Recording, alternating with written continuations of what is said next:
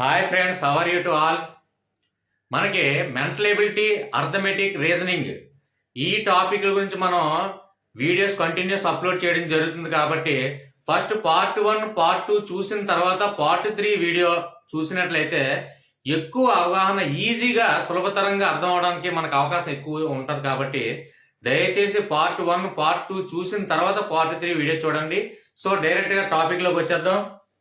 భిన్న పరీక్ష మనకి కాంపిటేటివ్ ఎగ్జామ్స్ లో, అంటే ఆల్ కాంపిటేటివ్ ఎగ్జామ్స్ లో భిన్న పరీక్ష గురించి ఎక్కువగా తరచుగా నిత్యం అనడం జరుగుతుంది. కాబట్టి ఈ ప్రధానమైనటువంటి అంశంలో చూసుకున్నట్టయితే భిన్న పరీక్ష, ఆడ్ మెన్ అవుట్ అంటాం. అంటే డిఫరెంట్, అందులో ఏదైనా అంటే ఇచ్చినటువంటి వాటిల్లో 4 పదాలు ఇచ్చినట్లయితే 4 పదాల్లో 3 పదాలు ఒకే రకానికి చెందినవి, ఒకటి మాత్రం డిఫరెంట్ గా విభిన్నమైనటువంటి దానికి చెందినది అని మనం గ్రహించగలగాలి. ఫస్ట్ ఇందులో ముఖ్యంగా భిన్న పరీక్ష అనే అంశం తీసుకున్నట్లయితే అందులో ప్రధానంగా 3 రకాలు ఉన్నాయండి.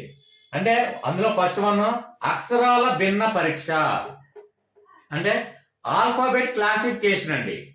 నెక్స్ట్ వన్ తీసుకున్నట్లయితే పదాల భిన్న పరీక్ష, అంటే వర్డ్ క్లాసిఫికేషన్ అండి. అలాగే థర్డ్ వన్ తీసుకున్నట్లయితే అంకెల భిన్న పరీక్ష, అంటే నెంబర్స్ క్లాసిఫికేషన్ అండి. కాబట్టి అసలు భిన్న పరీక్ష అంటే ఏంటంటే ఇచ్చినటువంటి వాక్యం కానివ్వండి, లేదంటే అక్షరాలతో కానివ్వండి.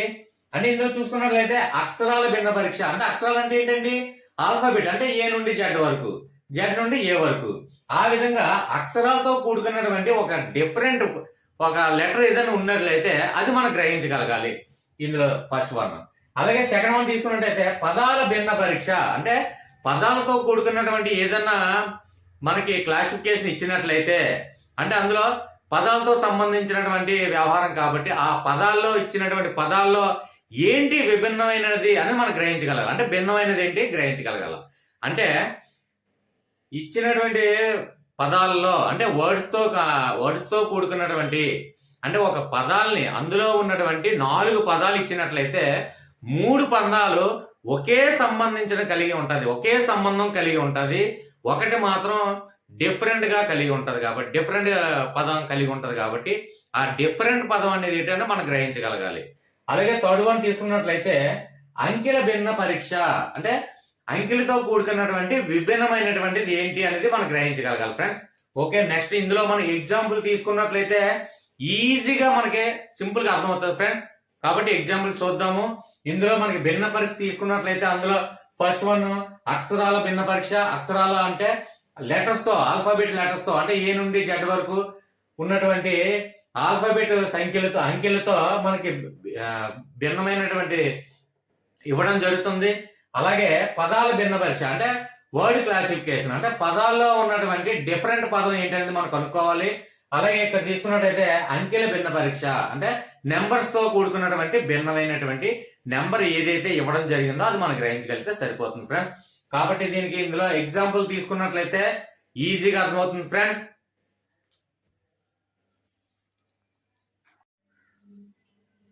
ఓకే ఫ్రెండ్స్, ఇందులో మనం తీసుకున్నట్లయితే భిన్న పరీక్షలో మనకి ప్రధానంగా 3 చెప్పుకున్నాము.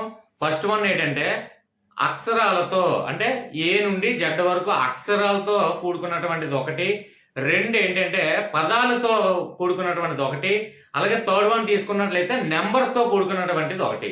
అంటే ఈ 3 కూడా అక్షరాలు కానివ్వండి, లేదంటే పదాలు కానివ్వండి, లేదంటే నెంబర్స్ కానివ్వండి, ఈ మూడిట్లో ఉన్నటువంటి 3 రకాలైనటువంటి భిన్న పరీక్షల్లో మనం ప్రధానంగా తీసుకున్నట్లయితే ముందు అక్షరాలతో, అంటే ఆల్ఫాబెట్ నెంబర్స్ తో, ఆల్ఫాబెట్ లెటర్స్ తో మనకి భిన్నమైనది ఏంటి అనేది చూద్దాం.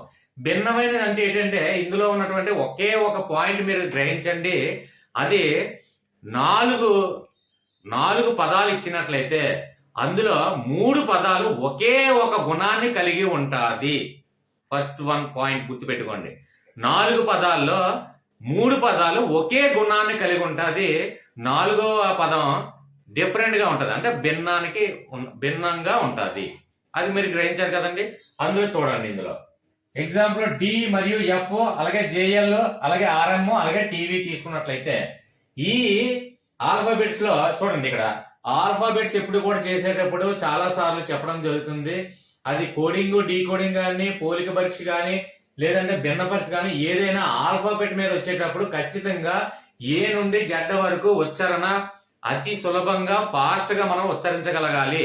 అప్పుడే చేతి వ్రేళ్ల మీద విత్ ఇన్ సెకండ్స్ లో మనం కాంపిటేటివ్ ఎగ్జామ్ ని మనం అటెండ్ చేయొచ్చు. సో ఇక్కడ మనకు నేర్చుకుంటున్నాం కాబట్టి ఇక్కడ ఏ టు జెడ్ వరకు ఆల్ఫాబెట్స్ అనేది రాయడం జరిగింది. మీరు మాత్రం ఖచ్చితంగా ఏ టు జెడ్ వరకు అలాగే జెడ్ నుంచి ఏ వరకు ఉచ్చారణ అతి సులభంగా ఫాస్ట్ గా రావాలి. ఒకసారి ఫ్రెండ్స్, ABCDEFGHIJKLMNOPQRSTUVWXYZ. ఓకే ఫ్రెండ్స్, అలాగే జెడ్ నుంచి కూడా ఏ వరకు రావాలి. ZXWVUTSRKPONMLKJHJFEDCBA. ఇలా ఎందుకు ఉచ్చరించగల నేర్చుకున్నాము అంటే ఖచ్చితంగా ఒక్క ఏ నుండి జెడ్ వరకు మనం కంప్లీట్ గా బై హార్ట్ చేయాలి. అలా చేసినట్లయితే విత్ ఇన్ సెకండ్స్ లో అంటే చేతి వ్రేళ్ల మీద ఏ టు జెడ్ వరకు అలాగే జెడ్ నుంచి ఏ వరకు మనకి ఫాస్ట్ గా వచ్చినట్లయితే ఇవన్నీ ఏ నుండి జెడ్ వరకు మనం రాసుకోకుండా సింపుల్ గా ఒకే ఒక చేతి వ్రేళ్ల మీద టప్ అని మనం లెక్కించి ఈజీగా మనం ఫైండ్ అవుట్ చేయొచ్చు ఫ్రెండ్స్. కాబట్టి ఖచ్చితంగా చెప్తున్నాను, ఏ నుండి జెడ్ వరకు ఆల్ఫాబెటికల్ ఆర్డర్ లో రివర్స్ లో కూడా ఆరోహణ అవరోహణ క్రమంలో మీరు కంపల్సరిగా బై హార్ట్ చేసినట్లయితే ఈజీగా మనం ఇది సెకండ్స్ లో మనం ఫైండ్ అవుట్ చేయొచ్చు ఫ్రెండ్స్. ఇక్కడ చూడండి, ఫస్ట్ వన్ తీసుకున్నట్లయితే డి కి ఎఫ్ కి ఉన్నటువంటి సంబంధాన్ని ఏంటంటే మనం గ్రహించాలి. అంటే డి మరియు ఎఫ్ కి ఉన్నటువంటి ఏంటి సంబంధం చూసుకున్నట్లయితే ఇక్కడ ఏ నుండి జెడ్ వరకు మనం రాసాను క్లియర్ గా చూడండి. డి అన్నాడు, డి ఎక్కడ ఉంది? ఇక్కడ ఉంది. తర్వాత ఉన్నటువంటి ఎఫ్ లెటర్ ఎక్కడ ఉంది? అంటే డి తర్వాత ఎఫ్ మధ్యలో ఏ గుణం కలిగి ఉంది? ఒక లెటర్ మిస్ అయ్యింది అనే గుణాన్ని కలిగి ఉంది. అంటే డి తర్వాత ఒక లెటర్ మిస్ చేసి నెక్స్ట్ లెటర్కి వెళ్ళాం కాబట్టి మధ్యలో ఉన్నటువంటి ఏంటి? ఒక లెటర్ మాత్రం మిస్ అయింది. అంటే మధ్యలో ఒక లెటర్ మిస్ అయింది, ఆ గుణాన్ని కలిగి ఉంది. నెక్స్ట్ మనం చూసుకున్నట్లయితే సేమ్ అదే కలిగి ఉందా లేదా మనం చూద్దాం. ఇక్కడ జే చూడండి, జే ఎక్కడ ఉంది? ఇక్కడ ఉంది. అలాగే ఎల్ ఎక్కడ ఉంది? ఎల్ ఎక్కడ ఉంది? అంటే ఇది కూడా సేమ్ జే తర్వాత ఒక లెటర్ మిస్ అయ్యింది. అంటే ఇక్కడ ఇదే గుణాన్ని ఇక్కడ కూడా కలిగి ఉంది. అంటే ఇచ్చినటువంటి పదాల లెటర్స్ లో ఒక లెటర్ మిస్ అవుతూ వస్తుందనే గుణాన్ని మనం కలిగి ఉందని మనం అబ్జర్వ్ చేయగలిగాము. నెక్స్ట్ థర్డ్ వన్ తీసుకున్నట్లయితే ఆర్. అలాగే ఎం చూడండి, ఎం ఎక్కడ ఉంది? ఇక్కడ ఉంది. ఎం అనేది ఇక్కడ ఉంది. అంటే ఇది ఒకే గుణం కలిగి ఉంది, ఇది ఒకే గుణం కలిగి ఉంది, ఇది డిఫరెంట్ గుణాన్ని కలిగి ఉంది. అంటే భిన్నంగా ఉంది. ఫోర్త్ వన్ తీసుకున్నట్లయితే టి మరియు వి. టి ఎక్కడ ఉందండి? టి ఎక్కడ ఉంది? వి ఎక్కడ ఉంది? ఈ ఇక్కడ ఉంది. అంటే ఈ రెండింటికి మధ్య ఒక నెంబరే మిస్ అయింది. అంటే 1, 2, 4 కూడా ఒకే రకమైనటువంటి గుణాన్ని కలిగి ఉంది. ఇక్కడ థర్డ్ వన్ తీసుకుంటే ఆర్ మరియు ఎం అనేది భిన్నంగా ఉంది కాబట్టి ఇది ఆన్సర్. ఓకే ఫ్రెండ్స్, అంటే ఇందులో తీసుకున్నట్లయితే ఏదైనా 4 పదాల్లో 3 పదాలు ఒకే గుణాన్ని కలిగి ఉంటుంది, ఒకటి మాత్రం భిన్నంగా ఉంటుంది. కాబట్టి ఆ భిన్నమైనది ఏదో మనం గుర్తించగలగాలంటే పూర్తి అవగాహనతో మనకి ఏ నుండి జెడ్ వరకు ఆల్ఫాబెటికల్ ఆర్డర్స్ వచ్చినట్లయితే ఈజీగా మనం గుర్తించగలం ఫ్రెండ్స్. ఓకే, ఇందులో లాజిక్ అర్థమైంది అనుకుంటాను. ఇంకొక ఎగ్జాంపుల్ తీసుకున్నట్లయితే చూడండి, డి మరియు ఎఫ్ మరియు హెచ్.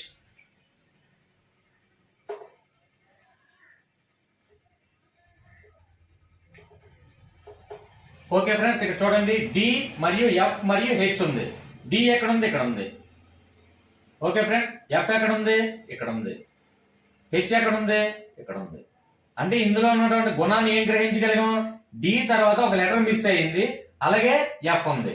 ఎఫ్ తర్వాత ఒక లెటర్ మిస్ అయింది, తర్వాత హెచ్ ఉంది. అంటే ఒక్కొక్క లెటర్ మిస్ అవుతూ వస్తుంది అనే గుణాన్ని మనం గ్రహించగలిగాం. ఇక్కడ అదే సేమ్ రిపీట్ అవుతుందో చూడండి.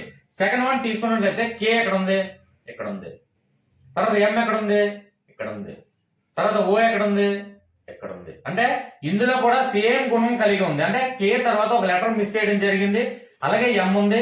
ఎం తర్వాత ఒక లెటర్ మిస్ చేయడం జరిగింది, తర్వాత ఓ ఉంది. అంటే సేమ్ గుణం రిపీట్ అయ్యింది. అంటే ఈ రెండు ఒక గుణానికి సంబంధించినవి. తర్వాత థర్డ్ వన్ తీసుకున్నట్లయితే జీ చూడండి, జీ ఎక్కడ ఉంది?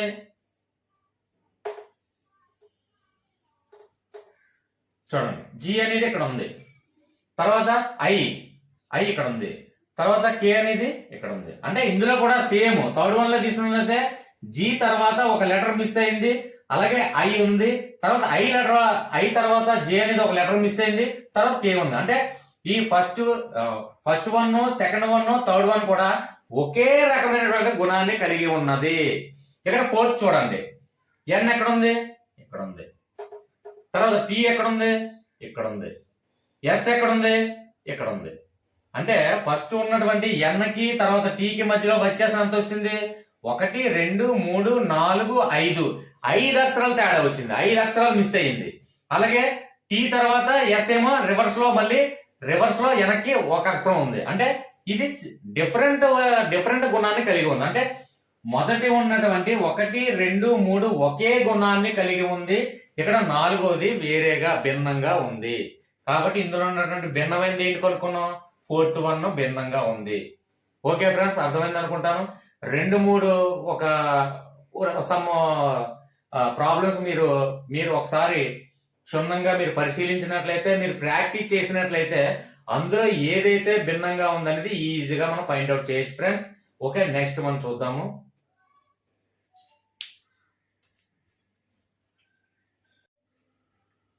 ఓకే ఫ్రెండ్స్, ఫస్ట్ టాపిక్ ఏంటంటే ఇందులో భిన్న పరీక్షలో మనకి ఆల్ఫాబెట్ క్లాసిఫికేషన్ అనేది నేర్చుకున్నాం. అంటే ఏ నుండి జెడ్ వరకు లెటర్స్ తో ఏ విధంగా భిన్నంగా ఉంటుందని నేర్చుకున్నాము.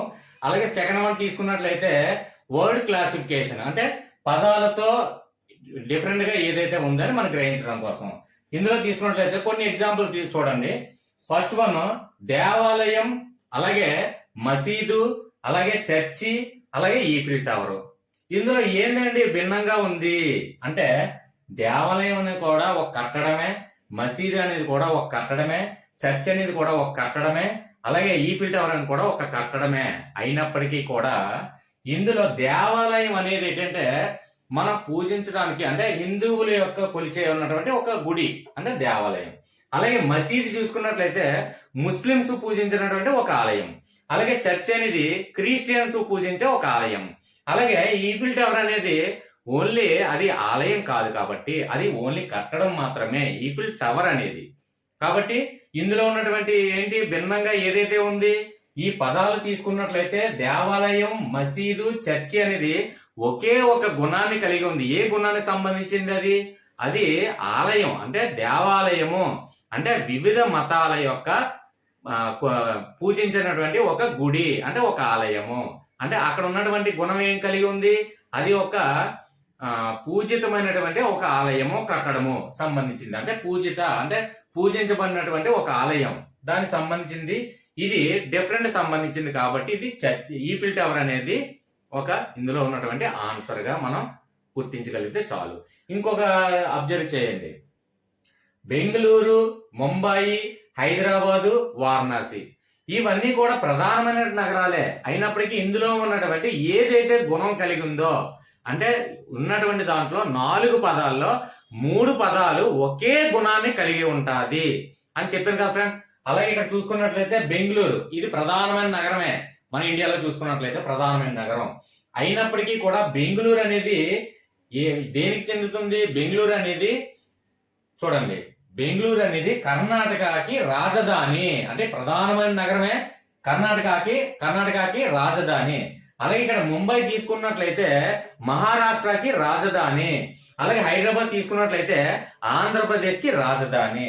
అలాగే వారణాసి ప్రధానమైన నగరం అయినప్పటికీ కూడా ఉత్తరప్రదేశ్ కి అది రాజధాని కాదు.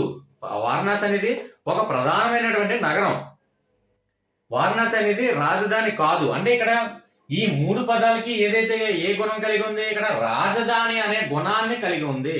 అంటే ఇక్కడ బెంగళూరు అనేది ఒక రాజధాని, ముంబై అనేది ఒక రాష్ట్ర రాజధాని, హైదరాబాద్ అనేది ఒక రాష్ట్ర రాజధాని, వారణాసి అనేది ఒక రాష్ట్రంలో ప్రధానమైన నగరం అంతే. కాబట్టి ఈ 3 కూడా రాజధాని అనే గుణాన్ని కలిగి ఉంది. ఇది ఒక నగరానికి చెందినది కాబట్టి ఇది డిఫరెంట్ గా ఉంది. కాబట్టి వారణాసి అనేది భిన్నమైనదిగా మనం గుర్తించి ఇది ఆన్సర్ గా మనం పెడతాం. ఓకే ఫ్రెండ్స్, ఇంకొక ఎగ్జాంపుల్ తీసుకున్నట్లయితే ఇక్కడ జవహర్లాల్ నెహ్రూ అంటే ఇక్కడ ఇందులో ఏముంది? ప్రధానమైన గుణం ఏం కలిగి ఉందండి? జవహర్లాల్ నెహ్రూ అనేది ఎవరు? ఒక ప్రధానమంత్రి. అలాగే నరేంద్ర మోడీ అనేది ఒక ప్రధానమంత్రి. మరి ఇక్కడ చూసుకున్నట్లయితే థర్డ్ వన్ తీసుకున్నట్లయితే వాజ్పేయి ఇది కూడా ప్రధానమంత్రి గుణం కలిగి ఉంది. అలాగే 4th వన్ తీసుకున్నట్లయితే ఇందిరా గాంధీ ఈ ఎగ్జాంపుల్ ఎందుకు తీసుకుంటే ఇందిరాగాంధీ కూడా ప్రధానమంత్రిగా చేశారు. అంటే ఇక్కడ 4 పదాల్లో కూడా ఒకే గుణం కలిగి ఉందండి, మీకు డౌట్ రావచ్చు. ఆ గుణం కలిగి ఉన్నప్పటికీ కూడా అందులో ఒక డిఫరెంట్, ఒక భిన్నమైనది ఏంటి అని మనం గుర్తించగలగాలి. ఇందులో ఒకే గుణం ఏంటి? జవహర్లాల్ ప్రధానమంత్రి, అలాగే నరేంద్ర మోడీ ప్రధానమంత్రి, అలాగే వాజ్పేయి ప్రధానమంత్రి, అలాగే ఇందిరాగాంధీ కూడా ప్రధానమంత్రిగా చేసినప్పటికీ కూడా ఇందులో డిఫరెంట్ మనం ఆలోచించాలి. కాబట్టి ఇక్కడ చూడండి, జవహర్లాల్ నెహ్రూ, నరేంద్ర మోడీ, వాజ్పేయి అనేది పురుషలింగం, అంటే పురుషులు. ఇక్కడ చూసుకున్నట్లయితే ఒకటే డిఫరెంట్ ఉందండి, ఇందిరాగాంధీ అనేది స్త్రీలింగం కాబట్టి స్త్రీ, కాబట్టి ఈ 3 స్త్రీలింగం. అంటే ప్రధానమంత్రి అయినప్పటికీ కూడా, నలుగురు ప్రధానమంత్రి అయినప్పటికీ కూడా 3 ప్రధానమంత్రులు పురుషులు. ఒకే ఒక డిఫరెంట్, భిన్నంగా ఉంది, అంటే స్త్రీ కాబట్టి మనకి ఇందిరాగాంధీ అనేది గ్రహించాం. అంటే అందులో ఉన్నటువంటి గుణం గుణానికి సంబంధించినప్పటికీ కూడా ఇక్కడ స్త్రీలింగం పురుషలింగం అనేది ఒక చిన్న డిఫరెంట్ మనం గ్రహించాం. కాబట్టి ఇక్కడ ఇందిరాగాంధీ అనేది స్త్రీలింగం కాబట్టి ఇక్కడ ఇందిరాగాంధీ మనకి ఆన్సర్ అవుతుంది. ఓకే ఫ్రెండ్స్, మీకు పదాలు చూసుకున్నట్లయితే పదాలు కూడా ఇందులో ఉన్నటువంటి భిన్నమైనది ఏంటని చూసుకున్నాము. నెక్స్ట్ అలాగే నెంబర్స్ తో తీసుకున్నటువంటి భిన్నమైనది ఏంటని మనకు ఫైండ్ అవుట్ చేయగలిగినట్లయితే ఇది ఆటోమేటిక్ ఈ చాప్టర్, ఈ టాపిక్ అనేది కంప్లీట్ అవుతుంది. నెక్స్ట్ చూడండి ఫ్రెండ్స్, నెక్స్ట్ నెంబర్స్ తో ఏ విధంగా అనేది మనం ఫైండ్ అవుట్ చేద్దాం ఫ్రెండ్స్.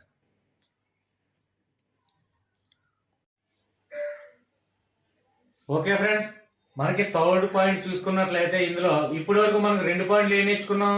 ఒకటి లెటర్స్ ద్వారా ఆల్ఫాబెట్ క్లాసిఫికేషన్ నేర్చుకున్నాము, అలాగే పదాలతో క్లాసిఫికేషన్ అనేది నేర్చుకున్నాము. థర్డ్ ఇందులో చూసుకున్నట్లయితే నెంబర్స్ తో క్లాసిఫికేషన్ నేర్చుకున్నాం. అందులో ఎగ్జాంపుల్ చూసినట్లయితే మీకు ఈజీగా అర్థమవుతుంది ఫ్రెండ్స్. ఇందులో ఫస్ట్ వన్ చూడండి, 23/21, అలాగే నెక్స్ట్ వన్ 17/13, అలాగే 3/2, అలాగే ఫోర్త్ వన్ తీసుకున్నట్లయితే 15/16. ఇందులో సహజంగా ఉన్నటువంటి లక్షణం, అంటే ఇందులో ఏ గుణానికి చెందిందో మనం గ్రహించాలి. ఇది గ్రహించాలంటే ఇప్పుడు చూడండి ఫ్రెండ్స్, ఇక్కడ తీసుకున్నట్లయితే చూడండి 23/21 అంటే ఇక్కడ లవము బై హారం, అంటే ఒక భిన్న రూపాలు ఉన్నాయి కదా, ప్రతిది కూడా ఒక భిన్న రూపాలు ఉన్నది ఫస్ట్ పాయింట్. భిన్న రూపాలు ఉన్నప్పటికీ కూడా దీంట్లో ఉన్నటువంటి గుణాన్ని, సహజమైనటువంటి లక్షణాన్ని మనం గ్రహించాలంటే భిన్న రూపంలో ఉందని ఫస్ట్ ఐడియా వచ్చింది. నెక్స్ట్ ఐడియా ఏంటంటే ఇది క్రమ భిన్నమా అపక్రమ భిన్నమా అని మనం చూసుకున్నట్లయితే నెక్స్ట్ ఇంకా సెకండ్ వన్ ఐడియా వస్తుంది. ఎగ్జాంపుల్ చూడండి, 23/21 అంటే న్యూమరేటర్ బై డినామినేటర్, అంటే ఇక్కడ లవం ఎక్కువ ఉంది, హారం తక్కువ ఉంది. అలాగే ఇక్కడ తీసుకున్నట్లయితే 17/13 అంటే లవం ఎక్కువ ఉంది, హారం తక్కువ ఉంది. అలాగే లవం ఎక్కువ ఉంది, హారం తక్కువ ఉంది. అంటే ఈ 3 కూడా లవం ఎక్కువ, హారం తక్కువ, అంటే అపక్రమ భిన్న రూపంలో ఉన్నది అని మనం గ్రహించాం. ఇక్కడ తీసుకున్నట్లయితే ఫోర్త్ వన్ లవం తక్కువ ఉంది, హారం ఎక్కువ ఉంది, ఇది క్రమ భిన్న రూపంలో ఉంది. అంటే ఇది ఏ లక్షణాన్ని, ఏ గుణాన్ని కలిగి ఉందండి? ఈ 3 కూడా, ఫస్ట్ ఇచ్చినటువంటి 3 కూడా క్రమ భిన్న రూపంలో ఉంది. ఇక్కడ చూసుకుంటే అపక్రమ భిన్న రూపంలో ఉంది. అలాగే ఇక్కడ ఫోర్త్ వన్ తీసుకున్నట్లయితే క్రమ భిన్న రూపంలో ఉంది. అంటే మనకి ఇచ్చినటువంటి నెంబర్స్ లో మనకి భిన్న రూపంలో ఉంది ఫస్ట్ పాయింట్. సెకండ్ పాయింట్ ఏంటంటే ఇచ్చినటువంటి మొదటి 3 పదాలు కూడా అపక్రమ భిన్న రూపంలో ఉంది. అలాగే ఫోర్త్ వన్ తీసుకున్నట్లయితే క్రమ భిన్న రూపంలో ఉంది అని మనం గ్రహించాం. అంటే ఇక్కడ మనం ఏం గ్రహించామండి? 3 కూడా అపక్రమ భిన్నం, 1 క్రమ భిన్నం ఇచ్చాడు. అంటే నెంబర్స్ లో ఉన్నటువంటి వ్యత్యాసాన్ని మనం గ్రహించాం కదండి. ఓకే ఫ్రెండ్స్, నెక్స్ట్ ఇక్కడ చూసుకున్నట్లయితే నెంబర్స్ లో ఇప్పటి వరకు మనం ఏంటి లెటర్స్ రూపంలో చూసుకున్నాము, పదాల రూపంలో చూసుకున్నాము, లేదంటే నెంబర్స్ రూపంలో చూసుకున్నాము. ఇక్కడ చూసుకున్నట్టయితే డయాగ్రామ్స్ రూపంలో ఇచ్చాడండి. అంటే మనకి ఏం కావాలంటే మనకి సహజమైన లక్షణాన్ని, ఆ ఇచ్చినటువంటి 4 పదాల్లో ఏదైతే పదం ఉందో ఆ 3 పదాలకి వ్యతిరేకంగా ఏదైతే కలిగి ఉందో ఆ సహజ లక్షణాన్ని, మన గుణాన్ని మనం కనుక్కోవాలి. కాబట్టి ఇందులో ఇక్కడ చూడండి, ఇదేంటి త్రిభుజం ఇచ్చాడు ఫ్రెండ్స్. అలాగే ఇక్కడ దీర్ఘ చతురస్రం ఇచ్చాడు. ఇక్కడ తీసుకున్నట్లయితే చతురస్రం ఇచ్చాడు. ఇక్కడ తీసుకున్నట్లయితే వృత్తం ఇచ్చాడు. 4 రకాలైనటువంటి 4 డిఫరెంట్ రూపంలో ఉన్నాయి కదండి అని మీ డౌట్ రావచ్చు ఫ్రెండ్స్. ఇందులో కూడా ప్రతి దాంట్లో ఒక చిన్న లాజిక్ నెతకండి. ఆ లాజిక్ ఏంటో చూద్దాం. ఇక్కడ చూసుకున్నట్లయితే చూడండి ఫ్రెండ్స్, ఇక్కడ నుంచి ఇక్కడ చూస్తే ఇది ఒక సరళ రేఖ. అంటే ఈ త్రిభుజంలో ఏ కలిగి ఉంది? త్రిభుజం అంటే ఏంటి? 3 రేఖలు కలిగి ఉన్న దాన్నే మనం త్రిభుజంగా తీసుకున్నాం. అంటే ఇది ఒక సరళ రేఖ, ఇది ఒక సరళ రేఖ, ఇది ఒక సరళ రేఖ, అంటే 3 రేఖలతో త్రిభుజం అనేది ఒకటి ఏర్పడింది. అలాగే ఇక్కడ తీసుకున్నట్లయితే ఇది చతురస్రమా దీర్ఘ చతురస్రమాన్ని ముందు పక్కన పెట్టినట్లయితే ఇందులో ప్రధానమైనటువంటి లాజిక్ ఏంటి? ఇందులో ఇది ఒక సరళ రేఖ, ఇది ఒక సరళ రేఖ, అలాగే ఇది ఒక సరళ రేఖ, ఇది ఒక సరళ రేఖ. అంటే ఇందులో 3 రేఖలు ఉన్నాయి, ఇందులో 4 రేఖలు ఉన్నాయి. ఇందులో ఇది చతుర్భుజం. చతుర్భుజం అంటే సమానమైనటువంటి భుజాలు కలిగినటువంటిది. అంటే ఇందులో సమానమైన భుజాలు అంటే ఇందులో కూడా 4 రేఖలు ఉన్నాయి. అంటే ఇందులో 3 రేఖలు సరళ రేఖలు ఉన్నాయి, అలాగే ఇందులో 4 సరళ రేఖలు ఉన్నాయి, ఇందులో 4 సరళ రేఖలు ఉన్నాయి. అంటే మనం గ్రహించవలసినటువంటి లాజిక్ ఏంటి? సరళ రేఖలతో కూడుకున్నది. ఇందులో 3 ఉన్నాయా, ఇందులో 4 ఉన్నాయా అనేది మనం పక్కన పెట్టండి. అంటే సరళ రేఖలతో కూడుకున్నటువంటి డయాగ్రామ్స్ ఈ 3ను. అంటే ఇందులో సరళ రేఖ అనేది ఉంది, ఇందులో సరళ రేఖ ఉంది, ఇందులో సరళ రేఖ ఉంది. 4th వన్ తీసుకున్నట్లయితే వృత్తంలో సరళ రేఖ లేదు.